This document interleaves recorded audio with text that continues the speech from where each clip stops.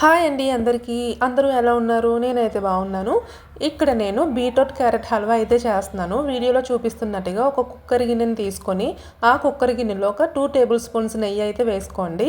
ఆ నెయ్యిలోని dry fruits నది roast చేసేసి పక్కకు తీసుకోవాలి.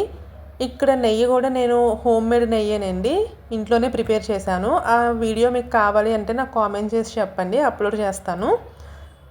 ఇక్కడ రోస్ట్ చేసుకున్న డ్రై ఫ్రూట్స్ని పక్కన తీసేసుకొని మళ్ళీ 2 టేబుల్ స్పూన్స్ నెయ్యిని వేసుకోవాలి. అదే కుక్కర్ గిన్నెలోని వేసేసుకొని ఇప్పుడు తురిమి పెట్టుకున్న క్యారెట్ బీట్రూట్ రెండు కలిపి తీసుకుంటున్నాను నేను. మీరు ఒక్కొక్కటి తీసుకున్న ప్రాబ్లం లేదు, తీసుకున్న ఫుల్ బీట్రూట్ తీసుకున్న ప్రాబ్లం లేదు, క్యారెట్ తీసుకున్న ప్రాబ్లం లేదు.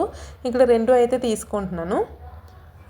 బాగా ఫ్రై చేసుకోవాలి, పచ్చివాసన పోయే వరకు ఫ్రై చేసుకోవాలి. అదిగోండి, మనకి ఫ్రై అయిపోతే డిఫరెన్స్ తెలుస్తుంది అనమాట. ఇలాగా ఫ్రై చేసుకున్నాక ఒక చిన్న కప్పుతోటి కాచి చల్లార్చుకున్న పాలు అనమాట, అందులో వాటర్ అలాంటివి ఏమి యాడ్ చేయకూడదు. పాలు ఎలా అయితే ఉన్నాయో అలానే తీసుకోండి, అప్పుడే మీకు హల్వా అన్నది టేస్ట్ బాగా తెలుస్తుంది. కుక్కర్ విజిల్స్ పెట్టుకోండి, ఒక 4-5 విజిల్స్ వరకు పెట్టుకోండి. నేనైతే ఒక 4 విజిల్స్ వరకు పెట్టుకున్నాను. చల్లారినాక ఓపెన్ చేసేసేయండి, స్టవ్ వెలిగించుకోండి.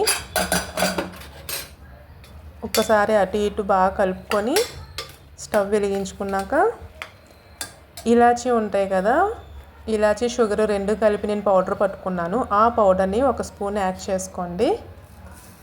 పంచదార మీకు స్వీట్ ఎంత కావాలి అనుకుంటే అంత స్వీట్ యాడ్ చేసుకోండి. నేను నార్మల్గా చాలా తక్కువే యాడ్ చేశాను. మా పాప స్వీట్ చాక్లెట్స్ అయితే తినేస్తుంది, కానీ స్వీట్ అంటే చాలా దూరంగానే ఉంటుంది. కాస్త తక్కువగా ఉంటేనే తినాలనిపిస్తుంది తనకి. సో నేను ఇక్కడ తక్కువగానే వేసాను స్వీట్ కూడా లైట్గా. షుగర్ కరిగే వరకు కొంచెం అలా కలుపుకుంటూ ఉండండి. చూడండి, మనకి మెల్ట్ అయిపోతుంది మొత్తం అంతా. అలా అవుతున్నప్పుడు అదిగోండి, మీరు అలాగా నెయ్యి యాడ్ చేసుకుంటే యాడ్ చేసుకోవచ్చు. నేను ఆల్రెడీ నెయ్యి చాలా ఎక్కువే వేసుకున్నాను, అందుకే ఇంక నేను నెయ్యి యాడ్ చేయట్లేదు. అలా దగ్గరికి చిక్కబడేదాకా దాన్ని అలా ఫ్రై చేసుకుంటూనే ఉండాలి మొత్తం. అదిగోండి, వీడియోలో చూపిస్తున్నట్టుగా అలా దగ్గరికి అయిపోవాలి. షుగర్ ఇంకొంచెం ఎక్కువ యాడ్ చేసుకుని ఉంటే కనుక అది బాగా తీగ పాకం అంటారు కదా, ఆ కన్సిస్టెన్సీలో మనకు కనిపించేసేది. నేను చాలా తక్కువ వేసుకున్నాను. డ్రై ఫ్రూట్స్ కూడా అందులో యాడ్ చేసేసాను. యాడ్ చేసేసి దాన్ని కూడా ఒకసారి అటు ఇటు కలిపేసి ఒక 5 మినిట్స్ మళ్ళీ అలాగా మగ్గపెట్టుకున్నా. అదిగోండి, నెయ్యి కూడా వేసుకుంటున్నాను. మళ్ళీ నెయ్యి వేసుకొని అది కూడా మెల్ట్ అయిపోద్ది. కొంచెం చిక్కబడేదాకా దాన్ని అటు ఇటు అలా కలిపేసుకోండి.